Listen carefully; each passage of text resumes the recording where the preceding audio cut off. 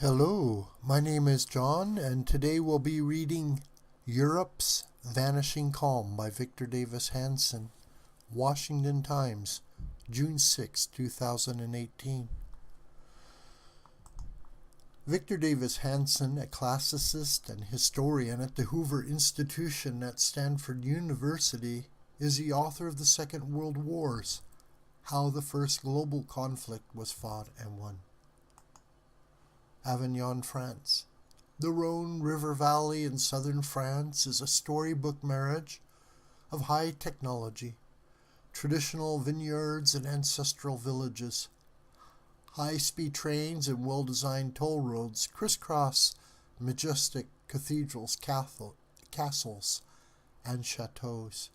Traveling in a Europe at peace these days evokes both historical and literary allusions.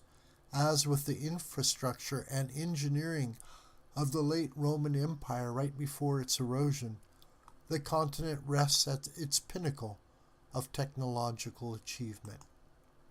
There is a Roman Empire, like sameness throughout Europe in fashion, popular culture, and government protocol.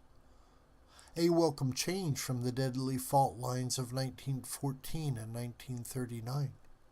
Yet, as in the waning days of Rome, there is a growing uncertainty beneath the European calm. The present generation has inherited the physical architecture and art of a once great West, cathedrals, theaters, and museums, but it seems to lack the confidence that it could ever create the conditions to match, much less exceed such achievement.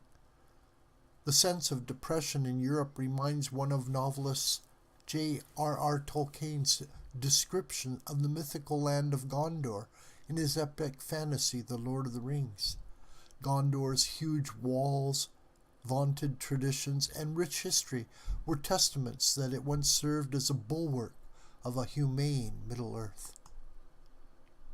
But by the novel's time, the people of Gondor had become militarily and spiritually enfeebled by self-doubt, decades of poor governance, depopulation, and indifference, paradoxically brought on by wealth and affluence. Europeans are similarly confused about both their past and present. They claim to be building a new demographic culture, but the governing elites of the European Union prefer fiats to plebiscites. They are terrified of popular protest movements, and they consider voters little more than members of reckless mobs that cannot be properly taught what is good for them. Free speech is increasingly problematic. It is more dangerous for a European citizen to publicly object to illegal immigration than for a foreigner to enter Europe illegally. Elites preach the idea of open borders, but people on the street concede that they have no way of assimilating millions of immigrants from the Middle East into European culture. Most come illegally en masse and without the education or skills to integrate successfully. Oddly, less wealthy Central and Eastern Europeans are more astutely skeptical of mass immigration than wealthier but less rational Western Europeans. Europeans claim to believe in democratic redistribution, but apparently not on international level. They are torn apart over a poorer Mediterranean Europe, wishing to share in the lifestyles of their northern cousins, without necessarily emulating the latter's discipline and work ethic. Germany wishes to be the good leader that can live down its past by virtue, signaling its tolerance. Yet Berlin does so in an overbearing, almost traditional Prussian fashion. It rams down the throat of its neighbors its politically correct policies on Middle East immigration, mandatory green energy, virtual disarmament, mercantilist trade, and financial bailouts. Rarely has such a socialist nation been so hyper-capitalist and chauvinist in piling up trade surpluses. The world quietly assumes that the rich and huge European Union cannot and will not do much about unscrupulous Chinese trade practices, radical Islamic terrorism, or Iranian and North Korean nuclear proliferation. Such problems are left to the more uncouth Americans.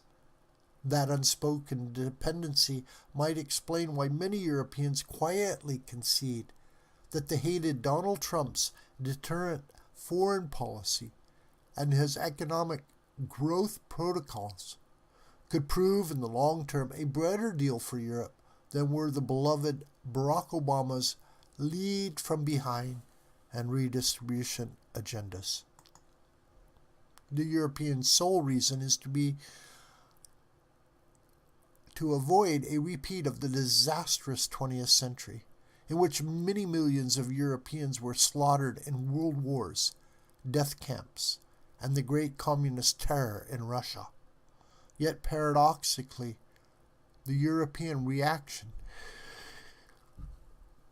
to the gory past often results in extreme Western sybaritic lifestyle that in itself leads to decline.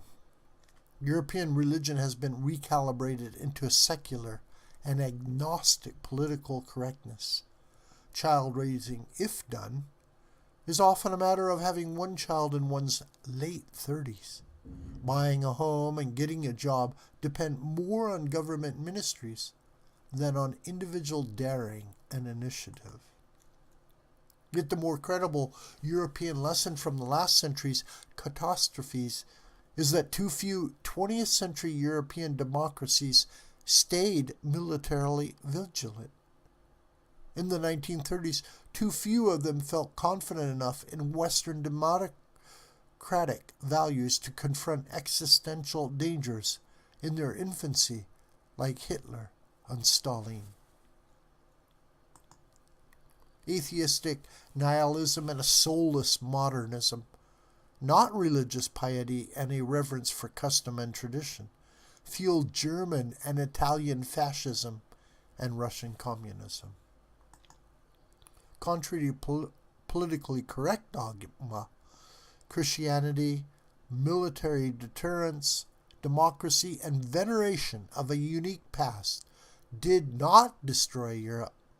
Instead, the culprit of European decline was the very absence of such ancient values, both then and now. This video is a production of School of the White Crane. My name is John Brooker, and you can reach me through commentary on this video or through my Gmail listed here. Please share this video with family and friends and on social media.